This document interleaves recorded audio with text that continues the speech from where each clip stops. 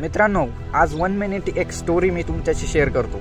ही story आहे एका कंस्ट्रक्शनवर काम करणाऱ्या सुपरवायझरची। एक दिवस सुपरवायझर कंस्ट्रक्शनवरती गेला असताना 8व्या माळ्यावरती काम चालू होतं आणि खालच्या बाजूला सर्व कामगार होते।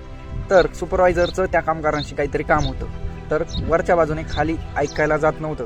तर सुपरवायझरने पॉकेट काढले आणि पॉकेटातून 10 रुपयांची नोट बाहेर काढली आणि सरळ खाली टाकली। 10 रुपयांची नोट खाली टाकल्यानंतर त्या कामगाराने लगेच खिशात घातली आणि वरती बघितलं नाही।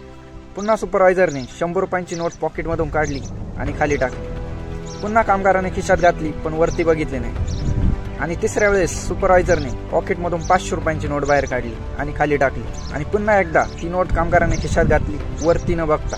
फायनली सुपरवायझरने एक छोटासा दगड हातामध्ये घेतला आणि सरळ कामगाराच्या खांद्यावरती टाकला। नंतर कामगाराने लगेच मागे वळून बघितलं आणि कोण आहे असं विचारलं। नंतर त्या दोघांचं बोलणं चालू झालं।